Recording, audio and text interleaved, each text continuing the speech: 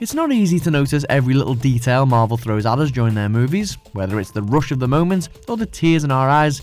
We usually have a good excuse for missing out. Lucky for you, the Binger exists. So, welcome back to the Binger, guys, and we're here to go over some more details you might have missed in Avengers Endgame. How do we know it's gonna end any differently than it did before? It's the little things that makes the MCU feel so real. World building isn't easy to do, but when a creator follows their own rules, it makes everything more believable.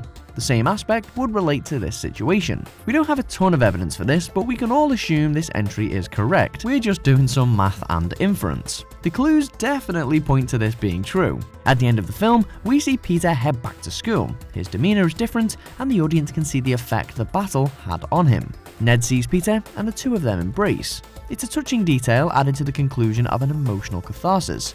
However, that scene is more sinister than it appears on the surface. Yeah, it's wonderful that these two friends are now reunited, but think about it.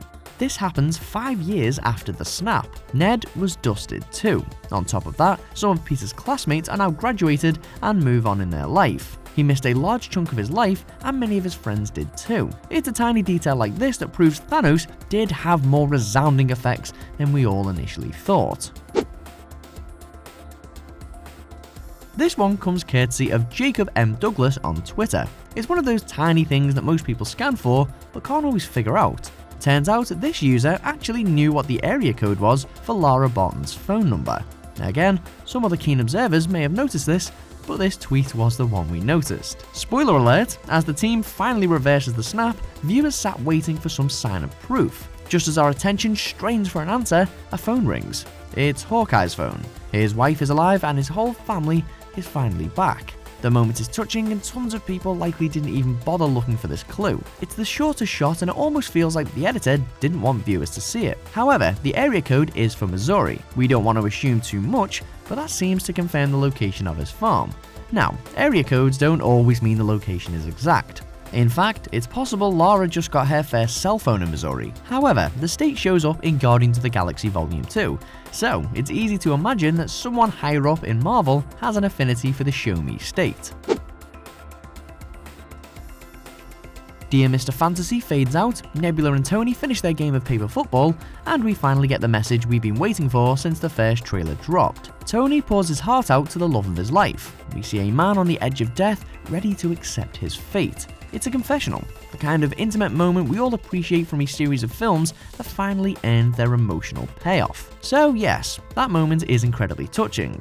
We don't want to downplay the importance around the content of the message, however, we do want to call attention to one line in particular.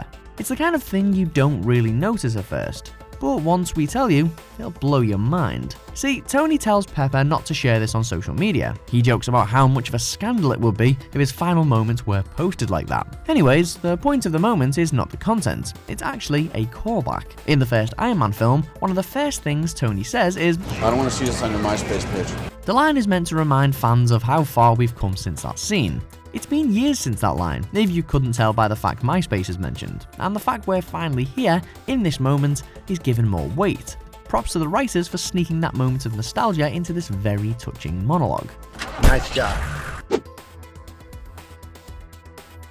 When you were a kid, you probably remember your parents telling you not to do something. Maybe it was your mum telling you not to eat ice cream before dinner, or your dad telling you not to sit too close to the TV. However, we're quite positive that at some point, you caught them not following their own advice. Sure enough, you probably saw your mum eat ice cream before dinner and your dad sitting too close to the TV.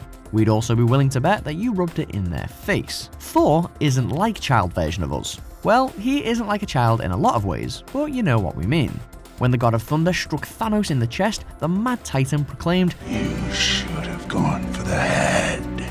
It was a dad giving his child a rule. Sure enough, Thor took that advice to heart.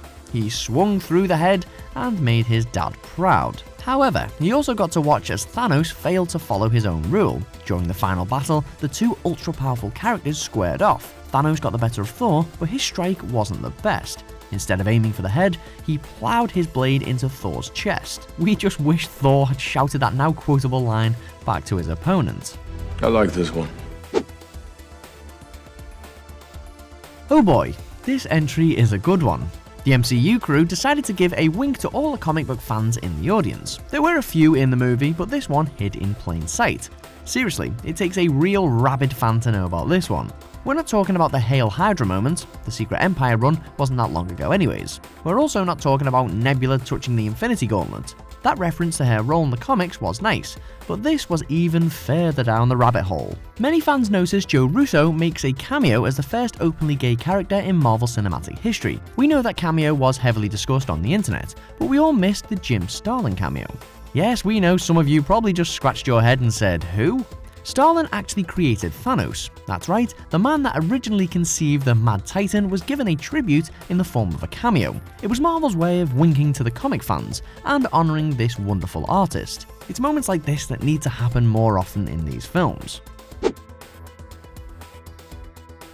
Marvel loves itself a long logo. It's become a sort of running joke over the years. Heck, it's so famous that Marvel literally seems to embrace it now, and we're quite convinced they are making it even longer. We don't have the data to prove it at the moment, but check the comments, someone down there might know. Anyway, over the years the logo continued to change to celebrate the accomplishments of the studio. They began to feature key scenes from the early movies at first, however for the 10-year anniversary the logo bumper changed to feature more of the universe. Famous lines in the script and images of our heroes flew by the screen. The studio was now the image. They no longer needed to focus on the comic book panels. With how much Marvel changes its logo, it makes sense that they would change it one more time for the biggest event in MCU history. As the film begins, the opening logo is notably spacious.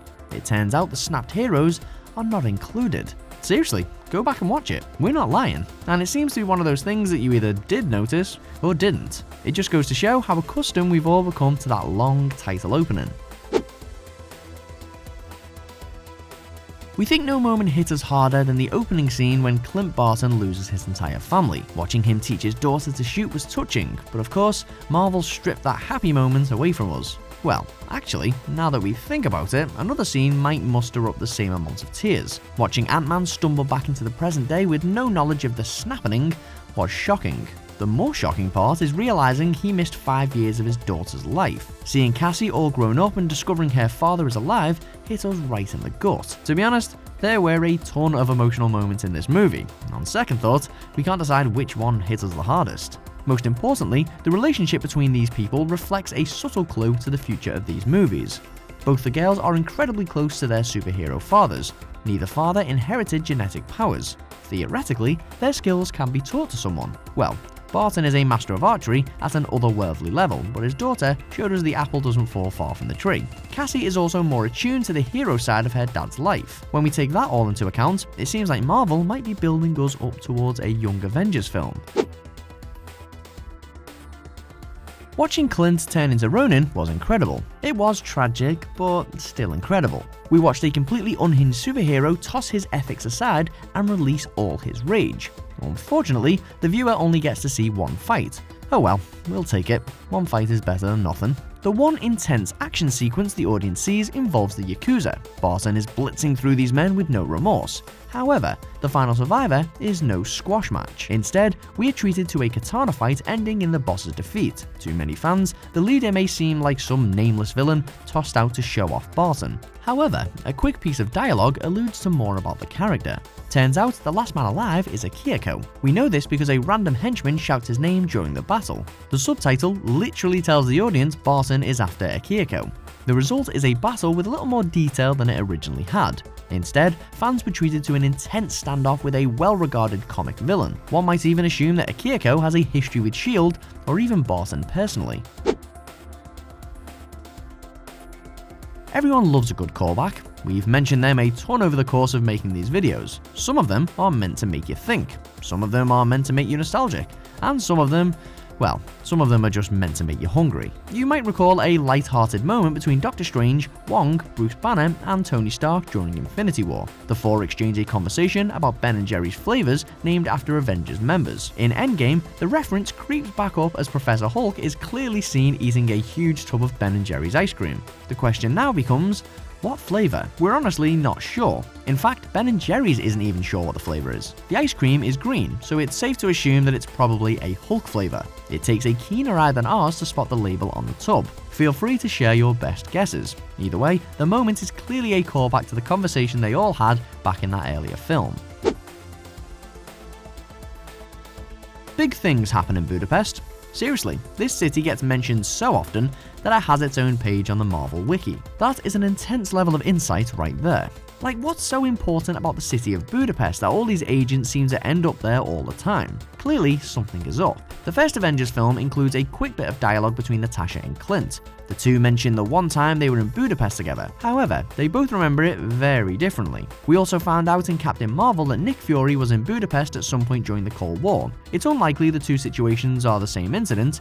It's possible, but we're doubtful. We thought that that was the end of the references, but sure enough, the city was back again in Endgame. On the one hand, it might just be a nod to the viewers to remind them how far these two have gone together. On the other hand, the reference could allude to the focal point of the Black Widow movie. We assume if we're still getting that film that it'll be set in the past. If that's the case, then maybe we can finally solve the Budapest mystery, if there even is a mystery to solve. Well, we hope you enjoyed our picks. Have you got any more sneaking details you want to mention? Be sure to let us know in the comments section down below, and don't forget to subscribe to the Binger channel for more awesome content like this. See you next time.